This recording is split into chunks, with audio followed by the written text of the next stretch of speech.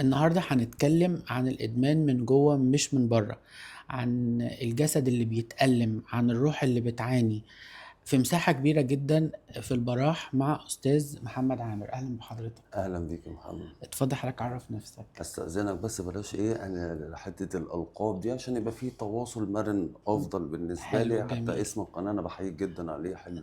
كلمه براح دي جميله جدا. معاك كل المساحة. آه. انا محمد، انا صاحب مركز للطب النفسي وعلاج الادمان ومدير العام الاداره، وفي نفس الوقت رئيس قسم التاهيل النفسي والسلوكي والادمان. مم. وده تخصص انا واخده لان شايف ان في حاجات كتيرة جدا بتقابلنا في المجتمع محتاجين نساعد فيها كرسالة، وانا بحب الرسالة دي جدا، يعني مم. بفضلها بالنسبة لي لان قيمة عالية جدا، اه، قيمة انسانية بالذات. وكمان الإدمان منتشر بشكل أو بآخر في حاجات بالظبط. كتير، مش شرط إن احنا نكون بناخد حاجة. بالظبط. ممكن منتشر إدمان السوشيال ميديا، امم إدمان الجنس، إدمان طبعا. حاجات كتيرة امم جدا. بس حضرتك متخصص امم في العلاج الإدماني، التأهيل التأهيل الادماني الإدماني والسلوكي، والسلوكي. بالظبط. بالظبط. إمتى أقول إن الشخص دخل في مرحلة الإدمان مش التعاطي؟ مرحلة الادمان مش التعاطي. طيب، هو في فرق ما بين اولا المستخدم والمدمن. مم. المستخدم ده اللي هو بياخد على فترات كبيرة كفور فن، مم. بتاع في مناسبة معينة. أما بالنسبة للمدمن هو تكرار لأخذ المادة مم. دي للوصول للاستمتاع المتكرر، أوكي. لغاية ما بيوصل لأن هو بيبقى حياته مشروطة بالمخدر عشان يستمتع أو عشان ينبسط. وده مم. مش منطقي جدا، لأن كده بيخش في مرحلة الإدمان. الإدمان يعني احنا عندنا في حاجة كده سماها فرويد في الأنا والأنا العليا والهوى. الهوى دي هي الاستمتاع، أما الأنا دي اللي هي العقلانة شوية. الأنا مم. العليا اللي هو وصول لحاجة من القيمة الأخلاقية والإنسانية. مم. فالهوى ده يقدر يأثر على الأنا الطبيعية بتاعتنا مم. بمجرد إن أنا استخدمت وسيلة مدمرة للأنا دي. مم. فنبدأ الأنا بتاعتنا اللي هي المفروض تكون ستيبل في شغلنا في عملنا في تحمل مسؤولياتنا، بتتحول إن هي مسؤولة عن متعتي. أوكي. فقصة إن هي تبقى مسؤولة عن دخول المخدر نفسه خلاها نمط مم. أنا عايش بيه، اللايف ستايل بتاعي بيه هو إن أنا آخد مخدر لغاية ما بوصل لكلا الحالتين. أنا بحزن باخد، بنبسط وعايز أنبسط برضه باخد، ببقى يعني حياتي. بهرب من حزني وألمي بالظبط. بالمخدر، وبروح بفرحي وبسعادتي بالمخدر. الاتنين. الاتنين. فإحساسي بقى مشروط بحاجة اسمها مخدرات. مم. طيب لما هنيجي نقول ده بالجانب المخدر، أما بالجانب الإدمانات الأخرى، لا، هي نفس القصة، بس الفرق إن ده إدمان خفي شوية والتاني إدمان واضح واضح. وبيظهر بسرعة. مم. يعني هو بيظهر الأداة واللي أنا بستخدمها والحاجات دي بتظهر طبعا بسرعة. أما الإدمانات الخفية الناس بيبقى فيها شوية خزي أوكي. أكتر، يعني زي إدمان الإباحية، إدمان العلاقات، إدمان مم. الجنس. الحاجات دي بتبقى خفية شوية، والحاجات دي بتبقى أصعب لأنها طبعا. الخزي بيخليش الإنسان يتحرك يقول أنا مشكلتي إيه. بيبقى دي مكسوف من كارثية. نفسه، مكسوف من هويته. بالظبط. بالظبط، بيعدم بالظبط. انسانيته، وانت محتاج تمارس انسانيتك وتطلب انا محتاج اتساعد، مم. انا محتاج المساعده. ايه المشكله في ده؟ فهي دي الفرق. اما انت بتحول هو اللي متعاطي، هو في اتنين، مستخدم ومدمن. مم. مستخدم ده على فترات متباعده، اما المدمن حياته مشروطه بيها. ده الفرق بين الاتنين. أوكي، إيه أخطر دلوقتي أنواع المخدرات مم. الموجودة، أو اللي نقدر نقول اللي هي موضة ما بين الشباب أو كده؟ حلو جدا. هي بالنسبه لي انا كل انواع المخدرات خطر، بس هنقول ايه المتداول واكثر شهره دلوقتي. هي مخدر الكريستال، واللي بيتقال عليه ايس، اللي واللي هو بيتقال عليه الآيس. شابو. مم. ليه اكتر من مسمى هو، مم. بس هما الاتنين اسمه ميثامفيتامين. أوكي. ميثامفيتامين دي مواد مخلقه مم. معموله لوصول لنشوه معينه بتحرك غدد معينه في المخ، بتعلي الدوبامين وبتعلي الادرينالين بطريقه بشعه جدا عشان الانسان يوصل لنشوه معينه. مم. ودي اكتر حاجه متداوله ومدمر جدا. هو ده التطور بعد الهيروين؟ ده بعد الهيروين. يعني احنا الاول خرجنا من الحشيش، امم بعد كده دخلنا على مثلا حاجات تانية زي الماريجوانا والحاجات، بعد كده بالظبط. دخلنا على الهيروين، وبعد امم كده دخلنا على الايس. بالظبط. الايس متداول جدا لان هو رخيص. في حاجات مم. تانية، في الاكستسي والام دي والاسيد والحاجات دي مرعبه. اه الحاجات دي اه بتخش في حتت تانية، حتت اه غامقه جدا. مم. بس دي مش في متناول الجميع. اما الايس بقى في متناول الناس، باي رقم باي مبلغ بيروح يجيب. يا اه طبعا. تأثيره ايه على المخ؟ تاثيره صعب جدا. مم. اكتر حاجه بيأثر فيها الايس بالذات. خلينا نشوف في الشق النفسي الاول، بعد كده نرجع للمخ. ايه خطورة الايس على العقل حلو. طبعا او احنا السلوك، عندنا يعني العقل والسلوك مع بعض؟ بالظبط. بص، احنا هنتكلم في حاجه مهمه جدا، ان في 3 جوانب احنا بتتعالج فيها مبدئيا من المخدر او اي مخدر. اول جانب الجانب العقلي، ثم الجانب النفسي، ثم الجانب السلوكي. ثلاث مم. جوانب الجانب العقلي مع الايس مرعب، سريع جدا في تأثيره، يا جدا سريع مم. جدا في تأثيره. طيب ايه اللي بيحصل في المخ؟ المخ بيتلخبط. مم. المخ نفسه لما يقعد فترات طويلة ما بينامش، وربنا خلق لنا النوم ده عشان أعضائنا تهدى وتبقى مم. فيها عملية استشفاء أو نمو. أنا بمنع المخ يعمل ده، مم. فيبدأ المخ أنا مش عارف أعمل إيه، أنا مم. المفروض أصحى ولا المفروض أنام؟ فيبدأ يشتغل العقل اللاواعي. يعني أنا المفروض وأنا نايم عقلي شغال في اللاواعي، أنا مش حاسس بحاجة، لا ده أنا صاحي وحاسس بيه. فهو مم. بيشغل منطقة معينة احنا بنسميه الجزء الحشوي، اللي هو فيه بلاوي زرقاء بقى، اللي هو بيمشي الإنسانية أصلا. اه. فبيضطر إن هو أول حاجة بيخبط فيها العقل إن هو ما بيبقاش مدرك اللي بيحصل. مم. فقدان الإدراك.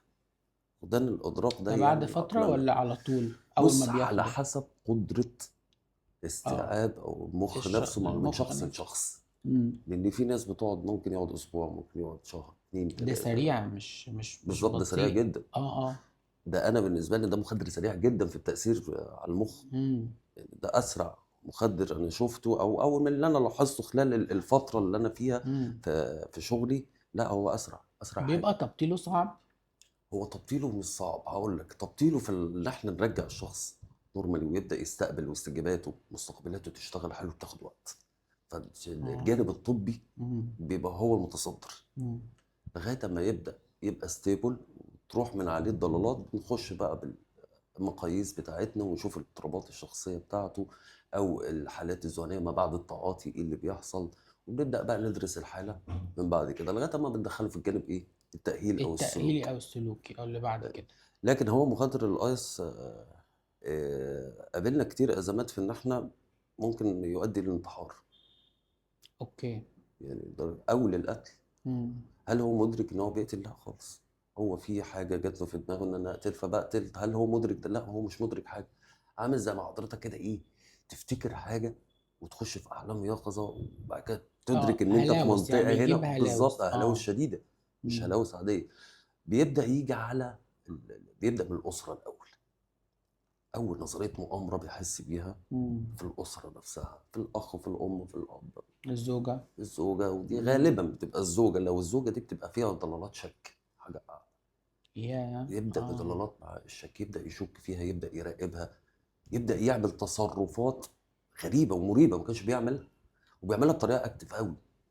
يعني ممكن، يعني في حالات من ممكن عندي. تديلنا مثال؟ لان الموضوع ده، لان اصلا في ناس دماغها اصلا كده كده من غير ما تاخد المخدر بتضرب سيناريو. بالظبط. فتخيل ده بقى لو اخد مخدر مم. بمفعول الايس، مم. ده هيعمل ايه بقى بيعلي يعني؟ اكتر. يعني ادينا النهارده لو امثله هو، بقى. هقول لحضرتك، يعني كان في حد آه، حصل معاه برضو قصة زي دي، ودخل في ضلالة شك مريبة جدا.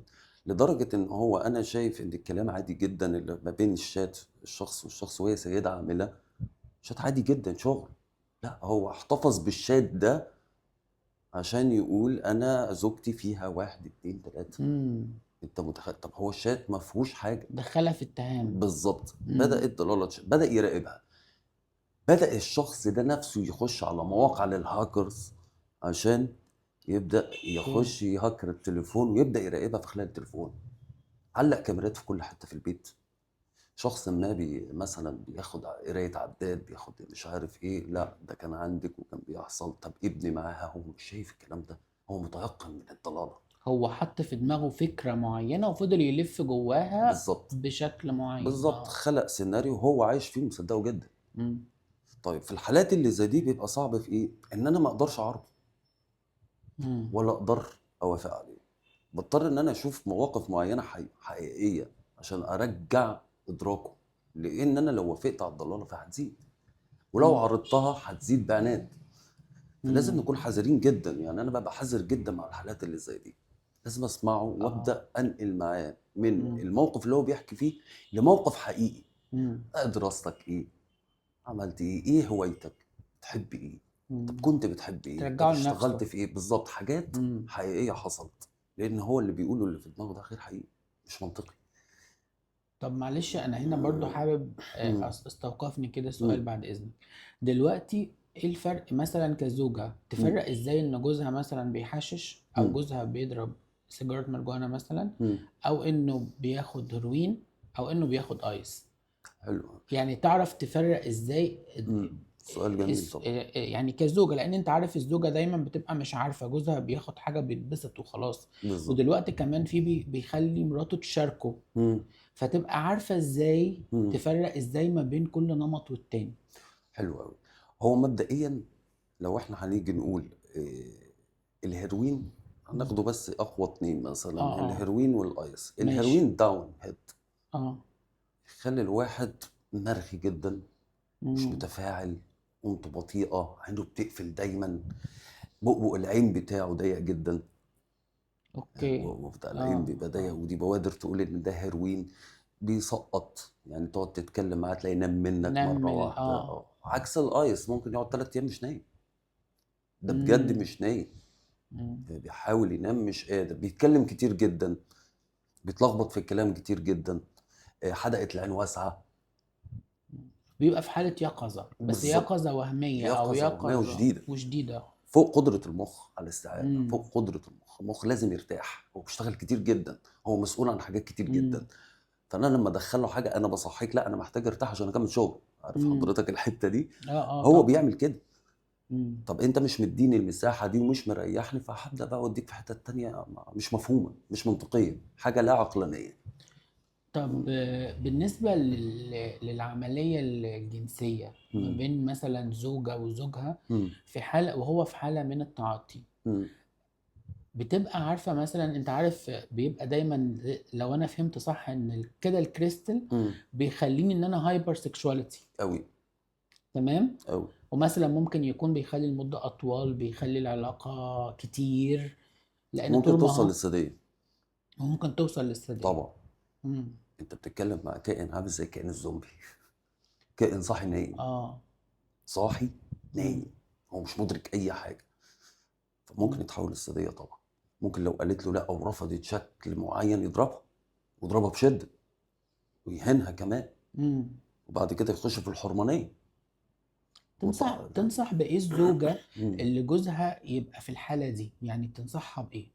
هي الزوجه اولا لازم ترجع للمختص عشان إمم. هنفهم منها ايه طبيعه زوجها، إمم. طبيعته في البيت ايه، الاجتماعيه، التواصل التراحمي بينكم اخباره ايه، في مشاكل بينكم كتير بتحصل. لازم إمم. ندرس العلاقه الاول عشان ممكن نقول لها على حاجه تروح يعلى اكتر.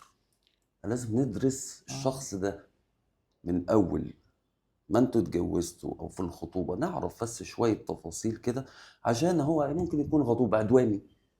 هل هي هتروح تقول له حاجه زي دي؟ مستحيل طبعا. مستحيل.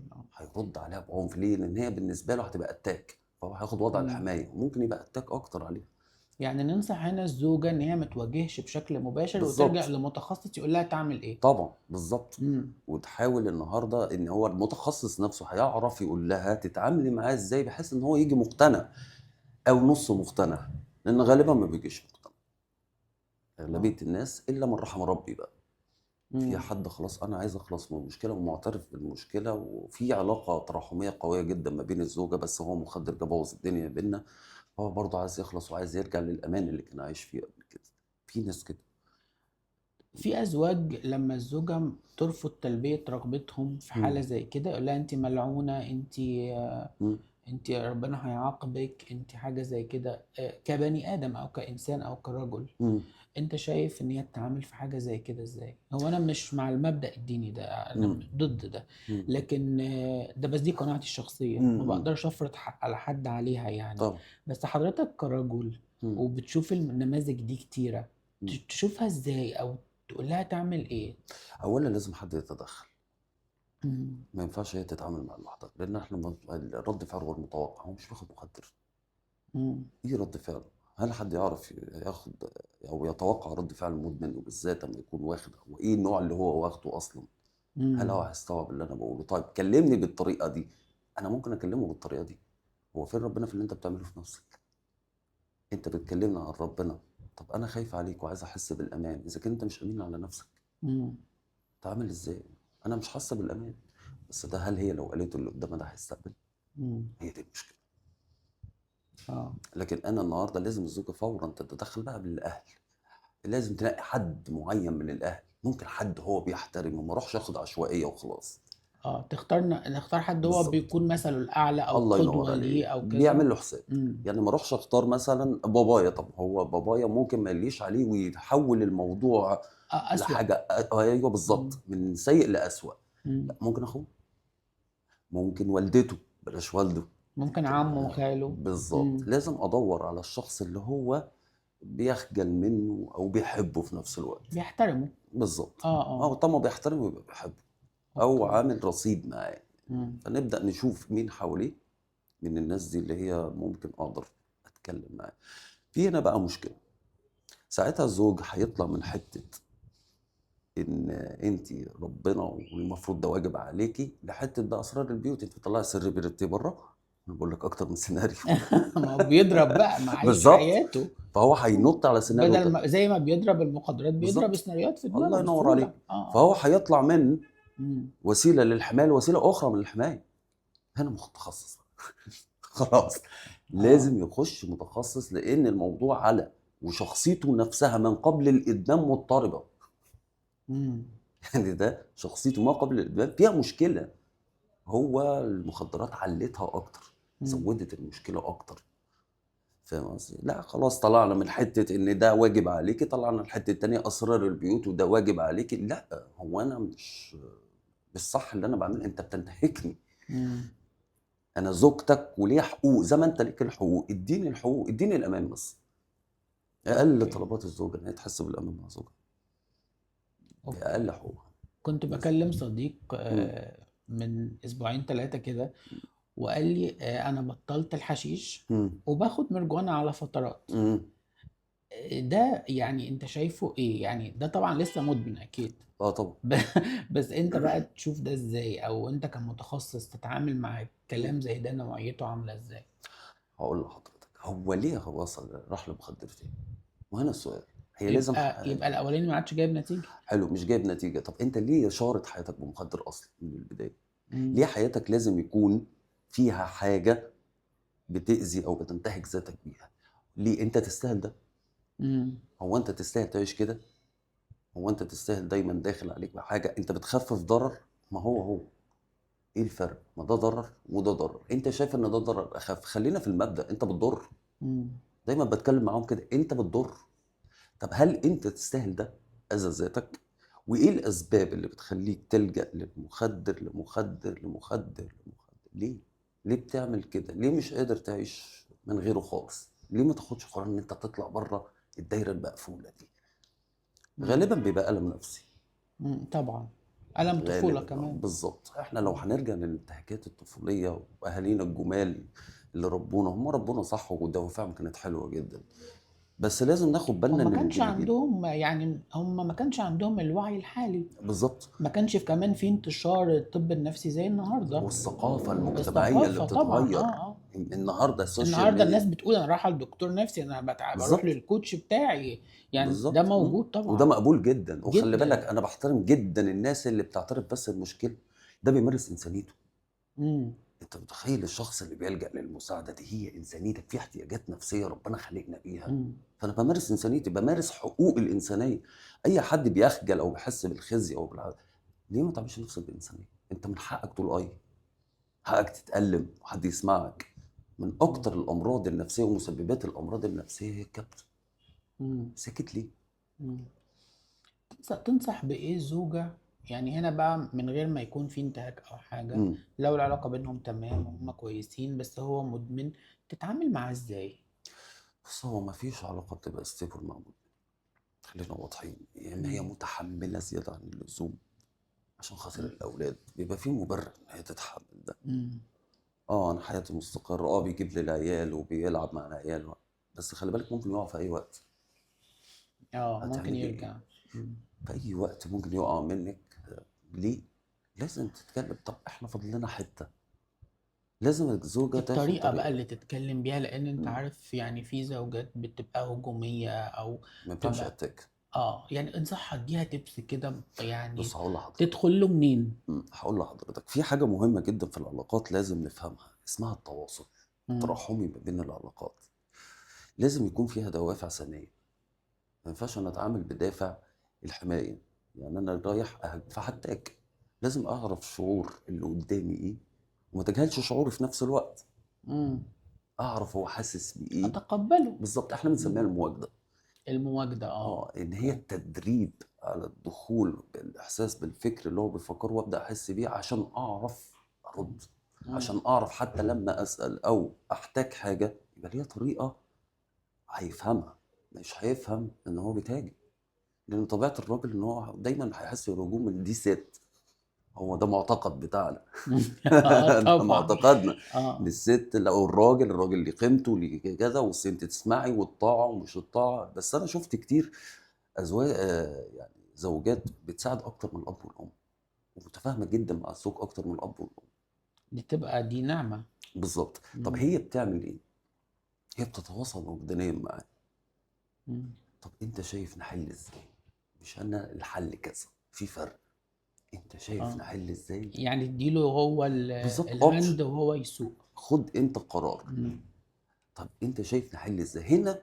انا بوصل لان الزوج ما بلغيهوش. احنا عندنا مشكله، شايف من وجهه نظر نحلها ازاي؟ مم. انا والله شايفه كذا. لو هو رد وانا شايفه كذا، طب خلي حد يفصل بينا، ايه رايك؟ ده بتاعتك برضو، يعني دي حاجه تخصك، بس انا برضو نفسي، يعني انا بخاف عليك يعني انت وبحبك. قصدك من كلامك ان هي تتكلم معاه باللين، الرحمه. بالرحمة، بالظبط. المودة والرحمة بتاعت ليه؟ ربنا لان يعني. هو مصاب. هو منتهك نفسه ومش اه. قابل. خلي بالك اغلبيه في ناس كتيره جدا عايشه حياتها كويس مع المخدرات للاسف يعني. فهو منتهك، انت مش حاسه بيه. هو مش راضي عن اللي هو بيعمله.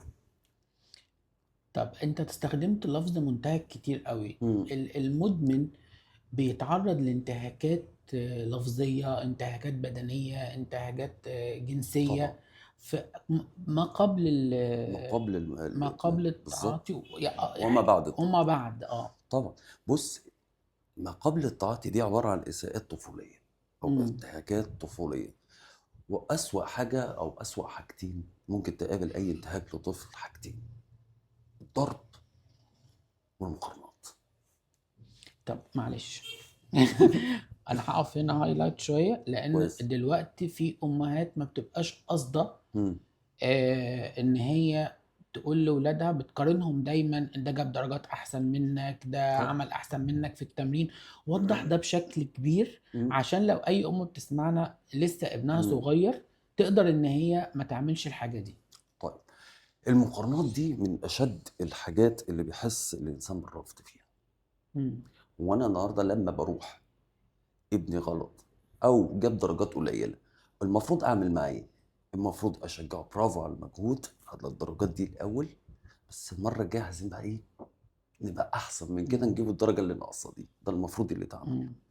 لكن تبص تلاقي ان في، مش كل الناس، احنا مش هنعمم، في ناس معينه بتعمل كده، وفي ناس تانية بتقول لك شوف ابن خالتك، شوف اخوك، اعمل زي اخوك، اعمل. طب ما هو الطفل ده حس بالرفض، حس ان انت مم. رفضتيه. مقارنه. يبقى انت بتحبي اخويا ورفضاني انا. ما هي ده الام الترجمه. بتعملها باللاوعي غصب عنها، ما هي بص، الدافع كويس. والولد ما بيعرفش يستقبلها او البنت ما بيعرفش بالظبط، لازم يستقبلها. نخلي بالنا من استجابه الطفل. ما كل طفل مم. غير الطفل التاني. مم. في طفل ممكن خلي بالك ياخدها بحماسه ويمشي، النفوس لا يعلمها الا الله. طبعا وفي واحد استجابته حساسه جدا، بيفهم بقى، بيحلل. مش بيبقى شعوري. بالظبط، بيحلل وجدانيا ان انت مم. قابله اخويا وبتحبيه ورفضاني انا. مم. فانا مش محبوب. ينشا عنده معتقد من الصغر ان انا مش مقبول، مش محبوب، انا مرفوض. خلاص، طالع بيهم على مم. المرحله الانتقاليه بتاعت وعلى المراهقه. حسب الدرجة بتاعتهم، على حسب هو بيروح بالظبط. بقى فين. بالظبط. مم. ففي ناس بتدمن العلاقات. اه. انت وتعلقات متخيل؟ جامدة جدا. بالظبط. ايه مم. سببها؟ لان هو حس بالقبول من بره اكتر من جوه. مم. ما هو بلد، يعني احنا بنقول ايه؟ الاسره دي هي الانتماء. مم. لازم يبقى شبعان احتياجات عشان ما يطلعش يدور عليها بره. هو طلع دور عليها بره ليه؟ جعان. جعان انا جعان اهتمام، جعان حب، جعان جعان حب. قبول. ده عن حضن عن كمان. حضن، عن دفء مشاعر انا ما شفتهاش في ما البيت. شفتهاش عند بابا وماما. فطبيعي اي حد يقول له كلمه بسيطه بره البيت بس خلاص هو بقى بتاعه، ملكه مم. انسانيا ووجدانيا وكل حاجه خلاص، وعقلانيا كمان. ده ممكن يعمل حاجات تفوق المنطق، يعني بيتجرح مره واثنين وثلاثه وهو ابدا مم. يروح ويرجع تاني مم. ويتوسل للرجوع. هو بيتوسل لايه؟ للقبول، مم. يتوسل للحب، يتوسل للدفء اللي انت اديتهوني، بتوسل حاجات ياما جدا. اوكي. فالام لازم تخلي بالها من حته المقارنات. انا المقارنات عندي خطر جدا، يعني انا المقارنات احتماليه، هي المقارنات والضرب يعني بقى. حضرتك بيجي لك مدمن كبير هم؟ بيعاني من تجربة إدمانية شديدة، هم؟ بتبدأ تحل معاه من الطفولة. بالظبط. أصل في مدرسة النهاردة لما هم؟ بنقول إن إحنا لازم نعالج الطفل الداخلي ونشوف ده الطفل حقيقي، الداخلي ده جواه صح إيه، جدا. يقول لك لا مفيش الكلام ده، أنتوا بتتكلموا هم؟ في كلام غلط. هم؟ أنا بكلم حضرتك دلوقتي من تجربة في هم؟ أرض الواقع، أنت إيدك في اه الموضوع، طبعا، في طبعا. المشاكل هم؟ الحقيقية الكبيرة. هم؟ يقول لك لا مفيش حاجة اسمها نشوف الطفل الداخلي والكلام ده، انتوا بتخرفوا، انتوا دخلتوا حاجة. بس إيه؟ ده اهم حاجه الطفل الداخلي، لان هو الطفل الوحيد بتاع مسؤول المشاعر. مم. الطفل الداخلي وضح ده، ده. يعني هو احنا لو هنتكلم عن الطفل الداخلي، طب احنا هنيجي نشوف الطفل بتاعنا الصغنن ده، هو بيعرف يقول انا حزين؟ بيعرف يقول انا غضبان؟ بيعرف يقول انا زعلان؟ لا، بيعرفش. هو بيتكون عنده الشعور من هو بالظبط. طفل. طيب هو الشعور ده بيتحول لايه؟ مم. لافعال، او بالظبط تجنب، او مم. سلوك عدواني، على مم. حسب ما انا علمته. هنا دي بقى المشكله. انا الطفل لازم اسمعه، لازم اسمعه، مم. لازم لما يوريني حاجه اروح اشوفها معاه، اديله الاهتمام. ما ده احتياج نفسي، اديله الاهتمام، اديله حته من وقتك. خلي بالك الطفل مهما يتشاء ومهما يعيط، ما هو بيعبر عن مشاعره يا جماعه، شقاوته دي تعبير عن المشاعر. لفت النظر. بالظبط، لفت النظر ده، انا مبسوط ان انت هنا، انا مبسوط مم. ان انتوا انا حواليا. مطمن بوجودك. بالظبط، مم. انا حاسس بالامان. هو ده طريقه تعبيره. بيكسر، بيعمل، ما يكسر بيستكشف ويشوف بابا هيعمل ايه، مم. اشوف ماما هتعمل ايه. احيانا الامهات بتضرب، ودي مصيبه سوداء مبدئيا، يعني دي تعمل ايه؟ كارثيه ان طبعا. الام تبدا تتعامل مع المشاعر دي بالضرب. هيسكت، ماشي، اللي انت عايزاه هو هيعمله، بس ما يكبر. هيروح لأول حد يديله بالظبط. الشعور كل ده. المشاكل النفسيه اللي ممكن تتخيلها، اللي تؤدي الى المخدر كمداواة للذات. هو مم. أنا المخدر هنا انا عارف كويس جدا ان هو بيأذيه، بس هي ما فيش غيره بيداويه. يريحني. اه طبعا بيريحه، مم. بيبعده عن الالم، مم. بيحسسه، يعني هو عايز يفصل احساسه. مم.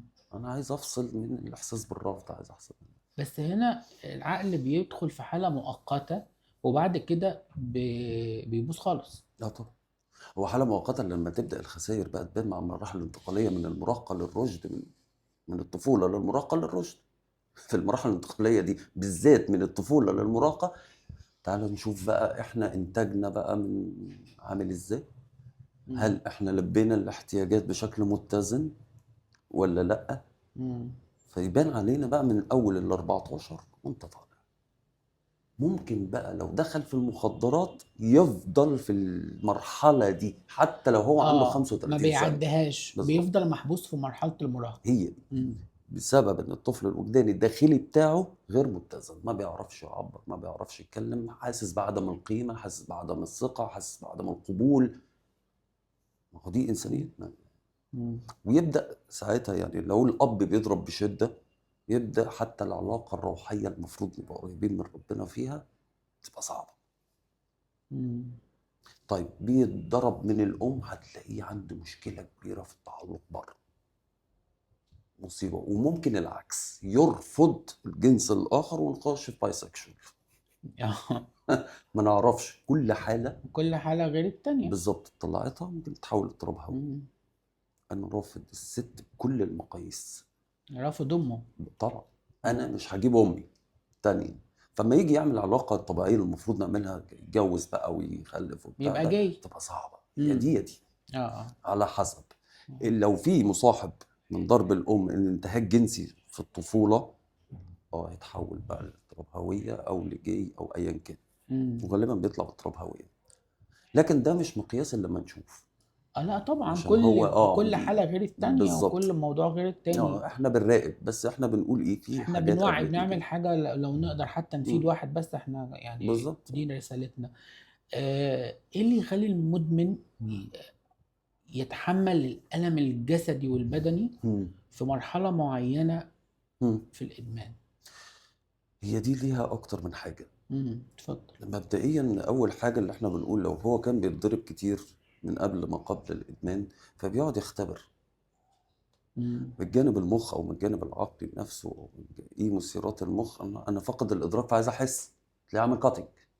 مم. ده جانب. في جانب تانية من المواد المخدرة الشديدة زي الشابو، زي الكحوليات، زي ايه بالذات معلش؟ الشابو أو الشابو الكريستال. ايش اللي هو الكريستال؟ الآيس الايس. أو اسمه الكحول. شابو. ما هو ليه 3 مسميات: شابو شابو او وآيس ايس وكريستال ميكس. وكريستال. لما احنا نيجي بقى نشوف هو وكحول مم. وكوكايين، دول 3 فيهم ميول انتحارية. غالي بالك كاتنج، يعني مم. غالبا بيبقى فيهم يا ميول انتحارية يا كاتنج. طيب، في من جانب العقل او جانب المخ نفسه ان هو بيبدا يختبر ادراكه. انا مم. حاسس ولا مش حاسس؟ حاسس ان هو جسمه مش عارف، فيبدا يعمل اي اه. حاجه. يبدا. طب الجانب النفسي فيه حاجات كتير جدا. يعني هو اول جانب ممكن يحس بالذنب او الخزي فيبدا يعاقب نفسه، عقاب مم. الذات. حساس جدا فمش حاسس، مش قابل. وممكن يكون جاب اخر الحاجة. اخر الحاجه دي، يعني احنا لو هنتكلم في اخر الحاجه ان هو زهق من حياته، هي عقاب الذات. مم. انا زهقت مني، انا ما بحبنيش، انا بكرهه. مم. انا يبدا يتحول ده للحته دي. بيفقد الصلة الروحانية تماما. بالظبط. مم. غير كده هو ما اترباش ان جسمه غالي. مم. نرجع بقى للطفولة. للطفوله. مم. كان بيتضرب. انا شايف ان طريقه تعبير عن المي او ان انا احس بحاجه اخبط، بالذات الناس اللي هي بتعور نفسها دي بيصعب عليا جدا، لان انا عارف ما وراء اللي بيحصل له مم. ده. هو كان بيتضرب، هو بيختبر الالم تاني. يعني انا بحب الالم، انا بفصل الاحساس بس بختبر الالم يعني. بس في ناس بتحب الألم. ما هي دي. مم. انا اتعودت على كده. انا بعاقب نفسي ازاي؟ مم. انا اتعودت ان انا بتعاقب بالطريقه دي. مم. فانا حاسس بالذنب النهارده وحاسس بالخزي، فهعاقب نفسي ازاي غير ان بنفس الطريقه، بس بطريقه اصعب شويه. لان انا فاقد الاحساس. يعني انا واخد مخدر اسمه مخدر. مش همسك عصايه ولا همسك ايد اضربها، لا، همسك حاجه حاميه او حاجه حاده اقطع بيها عشان احس بالالم. لازم يحس. مم. عقاب يعني للذات. الشابو او الايس او مم. الكريستال، مم. ده نهايته يا اما كاتنج يا اما انتحار. يا اما انتحار يا اما قضيه قتل. قضية قتل. يعني بيعمل جريمة في في النهاية، النهايه بينتهي جريمه. بجريمة. بالظبط. لكن مثلا الهيروين، الحاجات التانية لا، برضه زيه. ما هو زيه. ممكن مدمن الهيروين في اعراض انسحاب ويعمل كارثه عشان ياخد المخدر، هو مش مستحمل. وخلي اه. بالك في اعراض الانسحاب في ناس بتاذي نفسها او تاذي الناس. مم. يعني احنا لو احنا اتكلمنا عن الجانب المخ والجانب النفسي، نتكلم بقى عن جانب الانسحاب. لا، انسحاب ساعات بيبقى قوي عليه جدا، فبيضطر ان هو يبقى عدواني جدا. مم. مش هتفرق معاه مين قدامه، ما اخد جرعتي، اخد جرعه واتحبس. مم. بس هو تعبان. عقليا، حالة الخمول اللي بتيجي من الهيروين وحالة الهايبر اللي مم. بتيجي من الكريستال بتفضل مدتها قد ايه؟ يعني هو بيفضل عايش طول عمره هايبر، ولا والتاني بيفضل طول عمره منمل، ولا هما يعني اه طبعا. بتقف امتى؟ بتفضل كده على طول؟ بتفضل كده لغايه ما يقف المخدر. وبيفضل يعلي بقى في الجرعات ويعلي لحد طبيعي. لما بينتهي ما هو في تماما حاجه تقول لك بيخلص. ايه: جرعه واحده لا تكفي والاف الجرعات لا تشبع. تاني كده. جرعه واحده لا تكفي اه. والاف الجرعات لا تشبع. يا اه زي طبعا. الاكل يعني. ده مش هيشبع. مم. يعني الجرعه مش مكفيه، و10 جرعات برضه مش بيشبعوش. مم. فبيفضل، ما هي ده الادمان. مم. بيفضل هو مش قادر يشبع.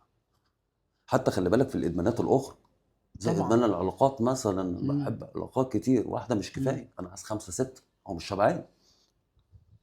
هو ما بيحاولش، هو بيحاول يعوض النقص، بس كل ما يعوضه ينقص اكتر فيجيب اكتر. يعني تعدد العلاقات ده بيعوض نقص عند الرجول، بالظبط. نقص ذكورة او رجولة. على حسب. لا فاهمني. يعني في نقص وجداني اه. وخوف. خوف من الفقد. امم. ما هو ممكن خايف يفقد، فبيعمل لنفسه استبن يعني. انا عايز افضل في العلاقات، انا بخاف اطلع بره دايره العلاقات، احس بالاحاسيس ان انا قليل او بصغر النفس. امم فالعلاقات دي اللي بتحسسني بحجمي او قيمتي. احنا بنسميه ايه يعني؟ احنا عدم الثقه من انعدام القيمه. اللي هي قله تقدير الذات. بالظبط. احنا امم بنسميها عدم الثقه من انعدام القيمه، وانا ما عنديش ثقه في نفسي ومنعدم قيمتي، فرابط قيمتي بناس معينه او باتيتيود معين، او كان علاقات او كان الم او كان مخدرات او كل امم الادمانات كده. حتى في العمل، حتى في ادمان العمل، اه طبعا. يعني لو نيجي في ادمان العمل، هو رابط قيمته بالعمل. امم طب من غير العمل فقد قيمته وانسانيته، وعدم الثقه اتحرك بطريقه مريبه، يبدا يبرجل، امم يبدا يعمل حاجه اسمها يزيح المشاعر دي على البيت عنده. لو هو عامل مجتمع اسري، يبدا يزيح المشاعر دي على البيت، تلاقيه عنيف جدا في البيت، مش طايق، ما بيقعدش مع حد، حد ما يكلمه كلمه. بيرتاحش، ما بالظبط. بينامش، ما فكل بيتفاعلش. الادمانات هو كل ما هو اعتماديه سلوكيه او على نمط معين، علشان اداوي بيه ذاتي. ذاتي فيه خلل، امم دايما الذات بيبقى فيه خلل، فانا بضطر ان انا ادمن. ايه بقى؟ عمل جيم، مش عارف ايه.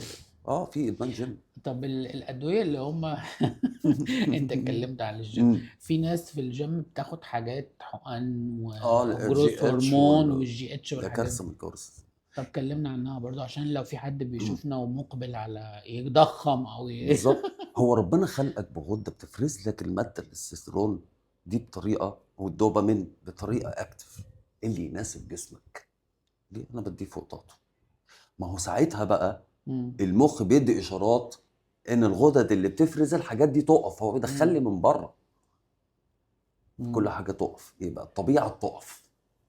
وفي ستات بتعاني من ان جوزها بيبقى ضخم، الجوز لما بياخد الجروث مم. هرمون بتقول لك ان هو ما بيبقاش كويس في العلاقة.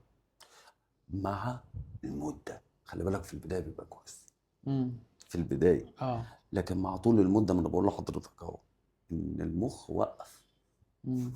المخ وقف الغدد عن افراز المواد دي في مم. الجسم بطريقه طبيعيه، لان طبيعي هو بيدخل لي من بره. مم. ما هو المخ سبحان الله، يعني المخ بتاعنا ده مسؤول عن عدم الفناء، وان انت ما تموتش، ومسؤول عن تجنب الالم، مم. ومسؤول عن الاستمتاع. فهو دي مسؤوليته. فهو لما يشوف جرعه من بره زياده، فعشان ما تموتش يبدا يوقف عنده، وقف عشان ما يبقاش فيه اوفر دوز. مم. سبحان الله، المخ بيعرف اه. امتى يوقف. هو بيوقف الحتة دي اقف، ما تفرزش مع دلوقتي. بالباي تايم، يعني هو بالظبط. بيوقفها مم؟ لحد لما بتقف بقى خالص بيبدأ في الميول اللي هي الغير طيب عادية. بالظبط، ابدا مم. انا ادخله. طب انا وقفت بره، هو مش بالبساطه دي هيفرز، ما لا هو عنده طبعا. شكوك. ده بجد. المخ عنده شكوك ان هو يفرز، شاكك فيك وهو اه، معتمد عليك. اتعود على بيئة معينة، هو ده اللي بيئة. بيعمله المخدر، مم. خلي بالك كمان. المخدر بيعمل كده. مم. المخدر بيوقف بعض الافرازات اللي ربنا خلقنا بيها، زي الدوبامين، زي السيترونين، زي الاندروفين، زي الاكسيتوسين. مم. الحاجات دي بتقف عشان انا بدخلها من بره.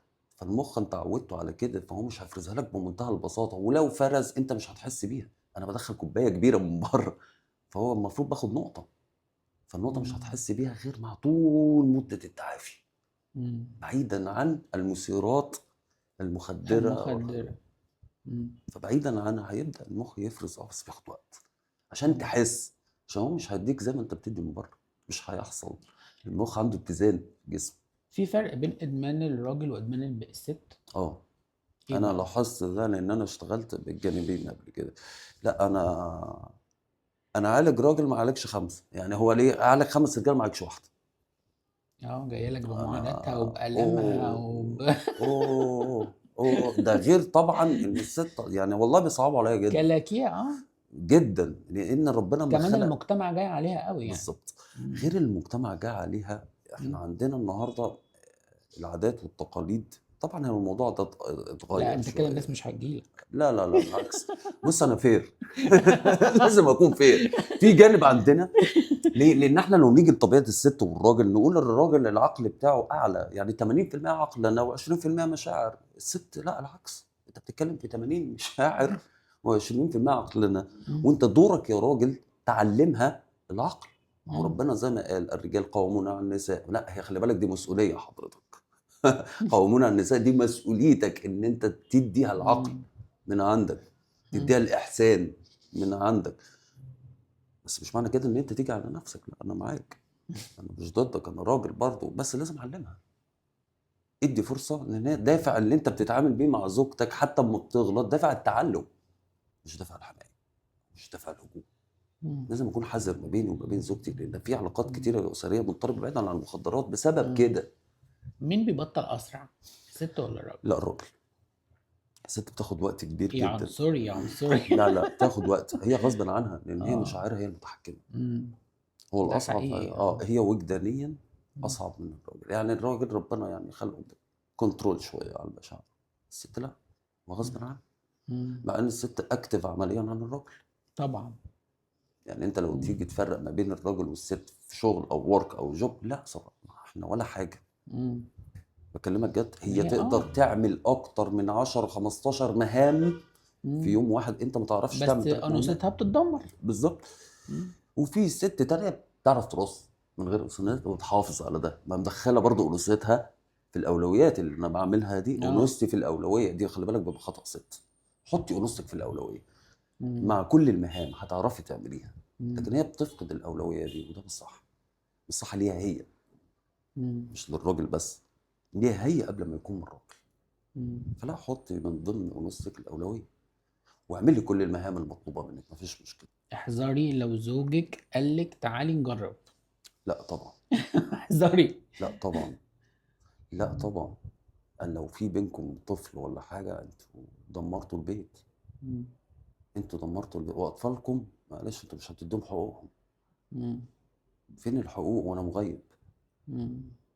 فين فين الاحتياجات، الاهتمام والرعايه والعنايه مم. والحب والاحترام والتقدير للطفل، هتجيبوه منين؟ والامان. عم بيربوا مدمن من غير ما يحس. من غير ما يحسوا. من غير ما يحس، لان الطفل ذكي جدا. وكرميا كمان. ذكي مم. جدا. كله بيقول لك لا ده عيل صغير مش فاهم حاجه، والله لا احنا لا اللي لا مش لا فاهمين حاجه. لا لا لا لا. بالظبط، اه. لانه بيترجم بسرعه. وكمان دلوقتي الأطفال اه نسبة الذكاء بتاعتهم عالية جدا. علت، ما انا اعرف، ما انا بقول لك في اختلاف اجيال.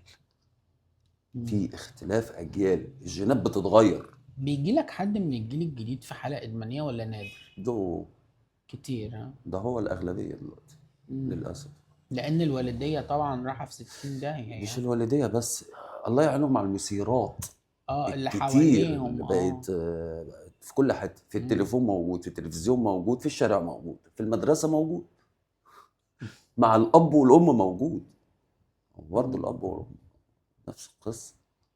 طب معلش هنا لو أنا مراهق وبسكرول على التليفون أو مم. بتفرج على حاجة، إيه الحاجة اللي أنا أعمل عليها ستوب وما أشوفهاش تاني، كل بحيث ما حاجه. تصيرش عندي حتة الإدمان دي؟ طيب، اولا يعني اكتر حاجه ما نشوفهاش الالعاب. مم. مبدئيا القمار، لان دي اكتر كارثه الايام دي. هم شغالين عليها المكسب السريع، بيعلموا الاطفال مم. ان هو يتحمل المسؤوليه بدري وما يمارسش طفولته. فيبدا يشوف المال. اغلبيه السوشيال ميديا بتتكلم عن فلوس كتير، مش عارف ايه، والوان اكس بت والحاجات دي. مم. الحاجات دي مش حلوه خالص. الحاجات دي مش حوار كارثيه. طب نخش على الجانب بقى بتاع التيك توك والحاجات دي، نحاول نقنن من ان احنا نشوف الجنس الاخر بالاهانه دي. مم. في سؤال سألته في حلقة قبل كده يخص الأعمال الفنية. مم. الأعمال الفنية اللي بتعرض حال المدمن. مم. طبعا هو الأول بيجيب لك بيعمل لك جود مود ويجيب لك الإدمان وياخدوا مم. الجرعة مع بعض، وبعد كده يمارسوا الجنس مم. ويخرجوا. بنشوف بعد كده تطور الحالة لحد لما توصل. لكن ممكن الانطباع بتاع حالة التعاطي مم. يتزرع في العقل اللاواعي عند المشاهد. انت مم. مع ولا ضد ان احنا نعرض ده مم. للمتلقي بشكل واضح؟ على حسب الفئه العمريه. مم. التصنيف يعني طبعا بتاع التصنيف العمري. انا ما العمري. اروحش اجيب واحد مثلا عنده 14 سنه يتفرج على حاجه زي دي. مم. هو هياخد الجزء بقى ايه بتاع التجربه، انا عايز اجرب. ما هو برضو اسمح لي، ما هو برضو انا مش هعرف اعمل كنترول. ما هو لو ما هي دي الفيلم بقى. بيتقطع بروح اخد الحتة دي بس بالظبط. ومنزلها فريل، مم. يروح مثلا هو شايف الدقيقة اتزرعت في مخه. بالظبط. هعمل لها كنترول ازاي؟ لان دايما السن ده هو بيجرب ما مم. بيشوفش اللي جاي، يعني ما بيدرسش عواقب الامور. مم. هو مش شايف عواقب، حتى لو شافها لا عايز اجرب، عايز استبدل. الا حد معمول له من صغره كده ان هو يتعلم ازاي يختار، يتعلم امتى يقول لا. دي مهمة جدا، لما لا تنفعه. مم. بيبقى عنده حتت كده معينة، اهتمامات أخرى اه، أهم، ودي مهمة جدا. ليه المدمن مش بيعرف يقول لا في مواقف كتير؟ غصب عنه، مم. غصب عنه، خايف. مم. أساس الإدمان أصلا الخوف. مم. يعني أقوى جدر في الإدمان هو الخوف.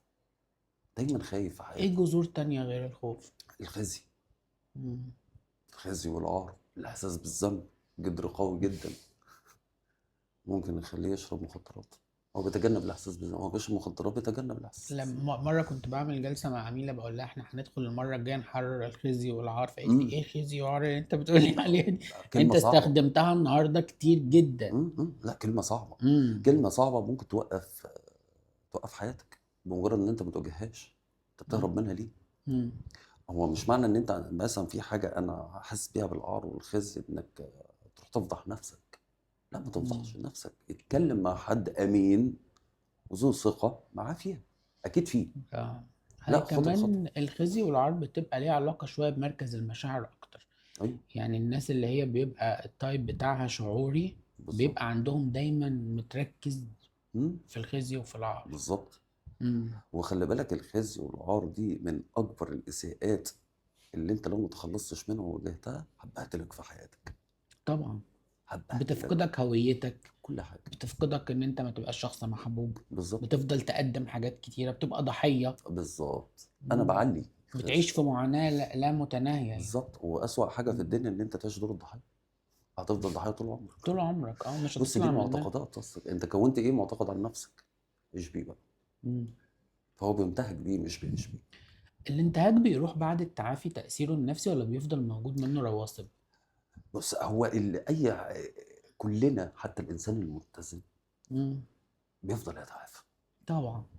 مم. بيفضل يتعافى كلنا على فكرة بالظبط يعني اه. إلا من رحم ايا ربي كان يعني بالظبط، اه. ايا كان في مشاكل عندنا بنفضل نتعافى. هل الانتهاكات والاساءات هي بتقل حديتها في مشاعرها؟ حديتها بتبدا تنزل. يعني في حد زمان مثلا ما يحصل معاه موقف قديم او حاله من الفزع الشديد يفضل عايش في تروما بنت لذينه، طب خلاص بدات اتعافى، هل هي الشعور ده ما بيجيش؟ لا مم. بيجي بس مش بالقوه مم. اللي جت او ساعه الحدث. لان سبحان الله لما نرجع للذاكره الحسيه اللي ربنا خلقنا بيها، فبنرجع نفتكر موقف فيه ايذاء نفسي، فبنمارس نفس الشعور اللي حصل فيه الايذاء. هو نفس مم. الشعور، ان كان خوف ان كان خزي ان كان اي نوع، بحسه هنا ودلوقتي وانا قاعد في مم. اليقظه. باخد شعور من الماضي مم. هاجس بيجي لي من الماضي، فبشعر به الان مم. نفس الحديه نفس القوه. طيب نمت قمت انا مش طايق حد، ده كبت. عشان كده مم. دايما بنقول يا جماعه الكبت خطر. اساس الامراض النفسيه في الدنيا الكبت مم. رقم واحد. فنحاول دايما نشوف حد ثقه مختص نتكلم معاه، حتى لو مش هيديني فيدباك. عبر، تطلع اللي جواك، عبر. تلاقي حد التعبير يسمعك. بالظبط. اه. ايه المانع؟ مم. ايه اصعب لحظة بيواجهها المدمن مع نفسه؟ جلد الذات، الخسائر اللي هو خسرها مم. بعد ما بيبقى خسر كتير جدا. دي مم. اصعب لحظه، لان هو بيحس باليأس والاحباط، ويا ريتني وانا، يا اما شفقة على الذات من بعد الخسائر، بعد ما يكون بقى خسر كل اللي حواليه. بيشعر بالاتنين، جلد الذات على اللي انا خسرته، مم. وبشعر بالشفقة على الذات. مم. مشفق جدا على نفسي ان انا مش لاقي حد هيقف جنبي، مش هيلاقي حد مم. يساعدني. ودي اكتر حاجة بنديله البوش فيها. انت مم. تقدر، انت مش محتاج حد، انت محتاجك انت بس. في اب وام كنا بنكلمهم قريب، كان عندهم كيس ابنهم وكده. مم. هم حاولوا معاه كذا مره بقى، قال لك انا هعمل له ايه، ما خلاص بقى. كارثة. انت اديته اللي هو عايزه. مم. لا وضح ده. انتوا معلش انا يعني اسف هي يعني. لا لا صح. بس هو كده لان وعايز يقول يعيش. لك انا خلاص انا هعمل له إيه؟ انا راجل، انا راجل كبير، انا ست كبير، انا هعمل له إيه؟ انا عملت خلاص اللي اقدر عليه في تعليمه وكبرته مم. وشغلته، انا هعمل ايه تاني؟ مم. هو بقى مستحلي الموضوع هو ومكمل. مستحلي عشان هو ده اللي هو وصل له وهو ده اللي عايزه، هو ترجمكم انتوا، هو اه، زهقكم وخنقكم عشان يفضل تقولوا كده في في الاخر. الحالة اللي هو طيب فيها. لا قدر الله خلينا نشوف كده يا اب يا ام، ده لو راح منكم هتعملوا ايه؟ هتحسوا بإيه؟ امم. فكروا كده في اسوأ سيناريو امم. ممكن يحصل لابنكم. طيب لروح، مش هقول لابنكم، انتوا لو ماتت قدامكم قطه انا متخيل ده ابني اللي انا امم. كنت بحميه وبرضعه وبشيط، وانا اللي كنت بجيب له الحاجات وبوديه المدرسه وخايف عليه وبصرف عليه وبروح اشقى عشان ده، وفي الاخر اللي مات راح كده بمنتهى البساطه. هتقول يا ريتني؟ طب ما نلحق ونحاول. هي قصه المحاولات، مش معنى ان في كذا محاوله فشلت ان الواد خلاص. هو محتاج تغيير طريقة. بالظبط، احنا امم. هنفضل نحاول زي اديسون، يعني ما هو ولعش النار غير بعد اه. تجارب كتير جدا طبعا. يعني. وفشل لولا فشلوا لولا مم. نجاح. طبعا. فدي محاولة ما هو في الفشل محاولة. سلمة للنجاح. بالظبط. امم. ما هو هي حاجتين، هو لو مم. ما فيش فشل هنطلع كلمة نجاح دي منين؟ تقول ايه الاخت او زوجة تقول لاخوها او زوجها المدمن مم. انا مستعرية منك، لازم تسامحه. لازم تسامحه. لازم. مم. ربنا خلقنا شخصيات متسامحة. مسامحة، كائنات من ادانا من محبة. صفاته. احنا كائنات من الله محبة ينور كمان عليك، اهو. ادانا من صفاته. مم. ازاي نسامح ونتصالح ونغفر ونرحم. فقدر ما امال احنا ايه الفرق ما بيننا وما بين أي حاجه خلقها ربنا في الكون غير ان احنا واخدين من صفاته؟ مم. الرحمه والمغفره والتسامح والتصالح حسن النيه والمحاولات. وربنا خلق الانسان. مم. احنا بنساعد بعض. مم. فاحنا لازم نغفر ونسامح. امتى الشخص لما يتعافى ينتكس؟ لما يبطل يعمل اولوياته اللي اتعلمها. مم. طيب ايه اكتر اولويات؟ التعامل مع الذات، الثبات مم. الانفعالي احنا بنسميه، او استجابتك لازم تفضل زي ما هي، ما ترجعش لنمطك القديم. اي حاجه فيها نمط قديم او اتيتيود قديم انت هتنتكس. تغيير الدوائر. بالظبط. مم.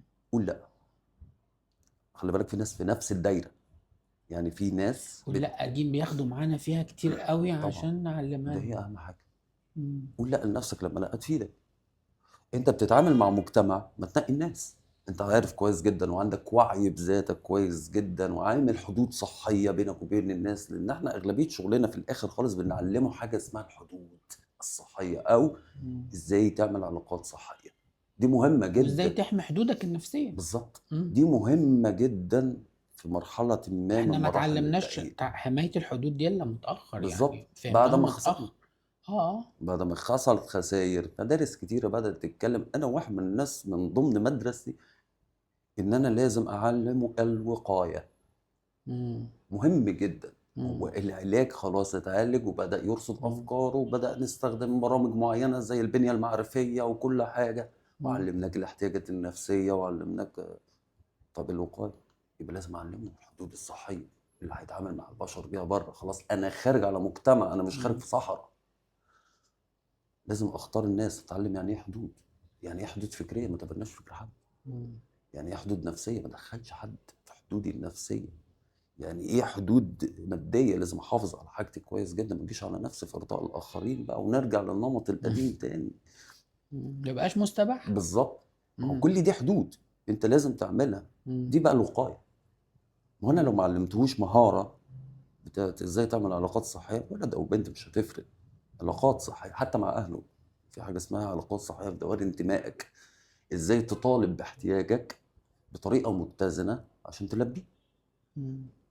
ما هو دلوقتي احنا بنعلمه الشبع من الانتماء اهم مم. عشان يبقى ستيبل بره. اوكي. لازم الاسره نفسها يحصل مم. حاجه بينها احتياج اسمه التواصل مم. التراحمي.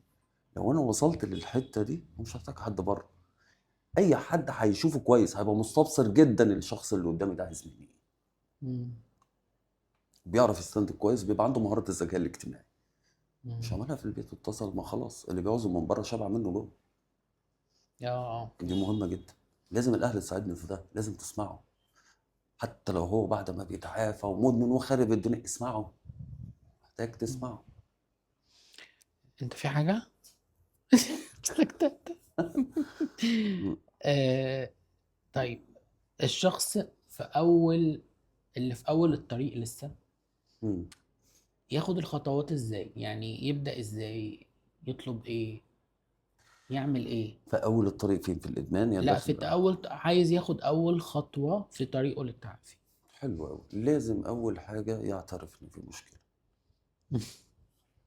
وبلاش حتة نقول بقى حتة لا ده أصل أنا بشرب حشيش بس أنا عايز أخلص من الهيروين بس وسيب الحشيش. لا مفيش. او هخفف شوية. بالظبط، لأن مشكلة خلي بالك الحشيش كده إن هو مم. شايف شخص مدمن الحشيش إن دي حاجة عادية ومقبولة مم. اجتماعيا.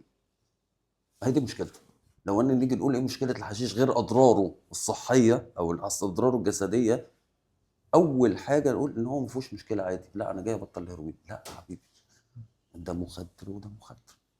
مم. هو انت ليه اساسا عايز تبطل ده وتروح لده؟ لا خلي بالك الحشيش النهارده هو مخلط ومركبات كيميائيه مجهوله الهويه ومش عارفين المعامل اللي بتتعمل فيها ايه، فهتسبب لك ذهان، هتسبب لك انفصام. انت ممكن دي ترجع يا ما ترجعش. بس الفرق ما بينه وما بين الكريستال ماس بالظبط ان الحشيش وقته طويل، بس لما بيجي وقت ما بيديش الارم، مم. تنام تقوم منفصل. لكن الكريستال كريستال ممتد المفعول. بالظبط، مم. الكريستال اسرع وبيقعد مدة طويلة. وبيقعد مده طويله فبينجز، يعني بيحولك للذهان بسرعه فبيبان عليك الذهان. الحشيش لا، مم. مم. الحشيش ما يبانش، تنام تقوم منفصل. اوكي. هي دي المشكله. طيب، انا حابب ان احنا نكلم كل اب وام. احنا مم. اتكلمنا في الحلقة، بس مم. قبل لما نقفل عايز نكلم كل اب وام عندهم حد مدمن. مم. تقول لهم ايه او تنصحهم بايه؟ اول حاجه لازم ياخدوا بالهم منها ان مرض الادمان. انا اول حاجة هنصحهم بيها بعد اذنك اه قبل لما اسيبك اتفضل. تتكلم، ارحموهم. بالظبط. يعني ان احنا نعترف ان احنا عندنا حد محتاج ان هو يترحم، بالظبط. محتاج ان هو يتم تقبله، ده حقيقي محتاج ان هو يعني نحترمه جدا. ونحترم طريقه، لان هو وصل لكده بسبب مشكلة احنا كنا سبب فيها من البداية. مم. وحضرتك بقى كمل. هو اول حاجه لازم الاهل تاخد بالها ان ده مش مجرم، ده مريض. لا، هو مريض. ان كان خد حاجه ممكن تحسسكم بالخزي او العار او الحاجات دي فهو كان غصبا عنه، هو مفيش انسان ربنا مم. خلقه عايز يبقى وحش. إيه ممكن تقولوا يعني الاهل دايما تقول لك احنا ما قصرناش احنا ما عملناش. ايوه بس في جوانب ممكن نكون قصرنا فيها بدافع حلو جدا، مم. بس طريقتنا ما كانتش حلوه او طريقتنا ما كانتش مناسبه للشخص ده، فهو استجاب لها غلط. فمش معنى ان هو استجاب لها غلط ان احنا نعدمه. لا ده هو محتاجنا اكتر من اي وقت، محتاجنا اكتر ما كان هو طفل. مم. مهم جدا ان الاهل تعرف ان المدمن ده محتاج اهله كانه لسه مولود. اوكي. لازم ياخد ده كله. اخر محور النهارده هنتكلم فيه هو الادمان والروحانية. امم. الروحانية، احنا هنا مش بندخل في حاجة من المورائيات، ولا بندخل في حاجة خزعبلية، ولا لا لا لا بنطلب ان احنا دجل ولا شعوذة ولا لا حاجة. لا لا لا. احنا بنقصد بكلمة الروحانية اتصال الانسان بالله من خلال اي وسيلة هو شايفها بالظبط. مناسبة ليه. ممكن يصلي، ممكن يكلمه، ممكن يتعامل معاه بأي طريقة كانت. بالظبط. فحضرتك شايف المدمن والروحانية، هو اعتقد ان هو بيبقى فقد الروحانية في وقت طبعا. معين في الادمان. طبعا. طبعا. وضح لنا ده. هو مهم جدا ان المدمن يفهم يعني ايه روحانيه الاول. هي مم. روحانيه هو اتصال بالله ومبادئ بعيشها في الحياه. في الاتصال ما بيني وما بين الله هي الثقه او المحبه ما مم. بيني وما بين الله. انا مش خايف من ربنا على قد ما انا بحبه. الحمد لله انت اسمك محمد وانا اه. اسمي محمد، عشان لما بطلع ان اقول شاء لهم الله. محبة في السوشيال ميديا اه. بيصطادوني بقى، وانت لا جاي من لا مدرسة مش عارف لا ايه لا خالص ملهاش علاقة. مم. أنا العلاقة بيني وبين ربنا حتى في صلواتي حتى في التزاماتي لازم مم. أكون بحبه ومش خايف من النار. الله محبة بالظبط يعني. مش خايف من النار. اه. مم. أنا مش خايف من النار ومش عايز أنول على الجنة على قد ما أنا بحب ربنا عشان مم. مديني نعم كتير مش عند حد. مم. لازم ياخد باله من ده. المدمن بالذات علاقته ما بينه وما بين ربنا بيفقدها ليه؟ في مم. ناس بتفقدها تجنبا للذنب، هو حاسس وعنده الوازة بس هو بيتجنب الذنب فبيفصل الإحساس ده. ما هو تجنب الذنب ده خزي وعار برضه. بالظبط، مم. فهو لازم يعرف ان هو في عناية الله وان ربنا عاملك بالرحمة. ربنا ما خدكش انت كده، ربنا اداك فرصة تانية. لا، فرصة لحد لما تموت. بالظبط، وهتفضل في فرص، وحتى لو خدك رحمك برضه. يعني اه. انت لو نفترض هو رحمك ان انت ما تكملش، لازم المدمن يعرف ان ربنا بيقبلك بس مش هيقبل ذنوبك. دعوة مم. للتغيير. طب ليه اتغير؟ اختبار مشيئته ما هي الصالحة ذنوبي دي لنا. مني انا، بالظبط. مش من ربنا. بالظبط. مم. فانت ربنا لما بيقبلك بس ما بيقبلش ذنوبك، هو عشان مم. تتغير، عشان تبقى مم. كويس، عشان تختبر بقى مشيئته ليك. هو شايل لك حاجات حلوه كتير جدا، فانت محتاج بس شويه مبادئ صغيره نتعلمها عشان نوصل للمشيئه الصالحه لينا، زي الصبر، زي السعي، زي الالتزام، زي الامانه. مم. حاجات مهمه في سنن الحياه ان احنا نعيش ما بيها. هو المدمن بيفقد اللي حضرتك بتقوله ده، خطوة خطوة خطوة في طريقه الإدمان. بالظبط، لغايه يعني ما بيفقد بينقل. الأول احترام الذات، بيفقد طب. مم. علاقته بالله، المحبة، بيفقد الأمان، بيفقد كذا صح. كذا كذا صح. فهو علاقته بربنا مم. اي نوع من اي اتصال بدعاء، تذلل في الدعاء، ادعي كتير، هو اتكلم. هيستجيب. اتكلم مع ربنا. مم. في صلاتك، يعني ما تحاولش تنجز الصلاة عشان اسمك بتصلي يعني. لا، يعني اتكلم، ده تواصل روحي. اتصل. اه، خد فرصة. خد فرصة اتصال حقيقية مع الخالق. بالظبط. دي مم. حلوة جدا ومريحة جدا. هي مريحة، هي خلي بالك، يعني سبحان الله الصلوات او الحاجات اللي بتتعمل الدينية او الشعائر بتاعتنا اللي المفروض بنطبقها دي هي فاصلة للمخ. انت بتفصل، ده بجد. اه. انا لما باجي مثلا اصلي انا بفصل، ما بفكرش في حاجه، وانا بفكر في اللي انا بقوله واتصالي مع ربنا، فبفصل شويه. لما بفصل مم. 5 مرات في اليوم ده حلو جدا للمخ. بس ده الشخص شغال على نفسه، بالظبط. لكن لو هو مش شغال على نفسه ما بيعرفش يفصل. بنحاول بقى نديله رسائل، لان في حاجه اسمها انتهاك روحي، خلي بالك. اه، اتفضل قول. يعني في 4 انتهاكات عندنا: انتهاك الجسدي، وانتهاك النفسي، وانتهاك الجنسي، وانتهاك الروحي. انتهاك الروح بيتم ازاي؟ بيتم بطريقه احيانا بتبقى مباشره وغير مباشره. الطريقه المباشره ان ما بعلمش ابني الصلاه او ما بحاولش اتواصل معاه قدامه. ان انا بقول ان ربنا مش، يعني ما بعملش حاجة فيها الله معاه. بالظبط، دي الغير مم. اما بالمباشره ان انا بدي رساله عقابيه عن ربنا. نار. اه. انت تصلي، انت انت عقاب. تعمل، لا هو ربنا ما امرناش مم. بكده، ولا النبي بتاعنا قربنا، ولا اي نبي في الخلق ربنا نزله غير بدين يسر. كل الاديان، مم. اما ربنا حببنا فيه فبيبسطها لنا. ليه احنا بنصعب؟ ليه هتخش النار؟ ليه ربنا غضبان عليك؟ مم. ليه؟ ليه ربنا ما بيحبكش؟ ليه مم. ربنا بيرزقك؟ ليه ربنا انت في عنايته؟ مم. ليه ما نسمعش؟ دي برضه انتهاك روحي شديد، فبيطلع هو خايف من ربنا، فبيتعامل مع ربنا بخوف، مم. هيفقدها. ليه لما بنقول كلمات زي روحانية، زي نفسية، زي لأي حد بشر عادي، امم.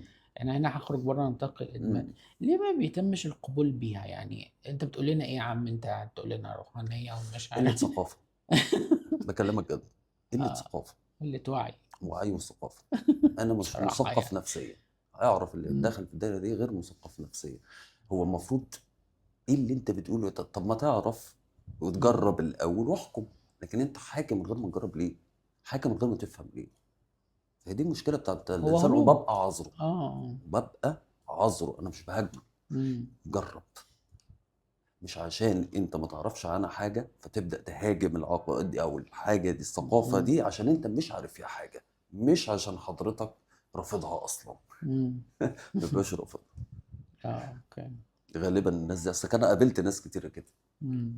هو ما بيبقاش رافضها بس هو عشان مش عارفها فمكابر ان هو ما اعرفش. لو عرفها هيستريح طب ده هيتبسط. وهيتفتح له الأبواب. طبعا ده مم. هينبسط كمان ان هو عنده وعي بالذات. دي مهمه مم. جدا ان انا اعي بالذات، ما دي الذكاء الوجداني. مم. انا لازم اكون وجدانيا ذكي، مم. اتعامل مع مشاعري. ما هو احنا ربنا خلقنا في الصين الايسر والايمن، صح كده؟ الايمن ده بتاع الوجدانيه، المشاعر والتصور والفلسفه اه، والدين، والايسر ده بتاع العقلانه والادراك العقلنة والحسابات والإدراك وده. والحسابات، مظبوط. لازم احنا نبقى فيه تواصل ما بين احنا الاثنين. عندنا في اسمه الجانب الذكوري والأنثوي. اه. اه. بالظبط، ما هو فعلا كده. ما هو جانب المشاعر دايما بنقول عليه الست، دايما اه، الجانب. بس هما الاثنين لازم انا اصل لما الناحيه. بقول له مثلا لعميل انت عندك خلل في الجانب الأنثوي ما بخلص. اه. او اه. العميله بقول لها انت الجانب الذكوري عندك عالي، تقول لي نعم. هما مش فاهمين ان دي حاجه لازم وجدانيه. اقعد اشرح. اه، المخ العقلاني والمخ الوجداني، اقول لهم المخ العقلاني والوجداني. مم. عشان ما حدش يزعل. فكرة برضه. اه لازم الاتنين عشان لما اجي اخد قرار يبقى قرار وجداني متزن. خلي بالك القرار في مم. الاخر بيبقى وجداني متزن مش عقلاني بس. لو عقلاني بس هعيش حياتي بالادمان كماليه. خش اه. ده صباح الفل. خلاص انت طبعا. رحت الادمان الكماليه هتتشحطط. ده بجد هيتعب من الادمان الكماليه. انا بيصعبوا عليا ناس كتير قوي. ادمان الكمالية اوه اللي هو ايه بقى؟ ادمان الكماليه الوصول للكمال. بيعمل كل حاجه صح قوي مش مدي فرصه لنفسه ان هو يسامح نفسه على غلطه. انت متخيل بيعمل ايه؟ اه. بيصعب عليا جدا. حاله الذعر والفزع والخوف والخزي اللي هو بيحسه من حاجه هي ما فيهاش خزي. أنت ليه حاطط نفسك كده؟ مم. ليه بتعمل في نفسك كده عشان تبقى كامل كمال لله وحده؟ ادمان الكماليه دي من اصعب الادمانات. وخلي بالك ده ليها طريقه علاجيه مختلفه تماما عشان مؤذيه للذات. بس ده بيبقى طفل اتهان جامد وهو صغير. بالظبط وكل حاجه مم. بيعملها بالمسطره. يعني عارف انت عايش حياته بالسنتي يعني. بالنسبة للاحتياجات النفسية م- م- والعاطفية للمدمن. م. طيب احنا هنتكلم في الاحتياجات النفسية ان المدمن بيبقى جعان احتياجات ممكن يكون فقدها بسبب سلوكه وكل حاجة بس مش هنقتله بس هو محتاج. وانا دايما بوجه الرسالة للاب والام والاخ والاخت. هو مش هيشبع من بره. هو هيشبع منكم انتوا في احتياجاته. والزوجة كمان. والزوجة كمان مم. لو هو متجوز. بس احنا اللي عايزين نقول ان دوائر انتمائه خلي بالكم يا جماعه هو محتاج يعبر عن مشاعره ويطلب منكم احتياجكم من غير ما يخاف. لان اول شعور حسه في الدنيا بالامان واحتياج الامان اتلبى لما اتولد للدنيا وصرخ وخايف والام خدته في حضنها فحس بالامان وحس مم. بالحب.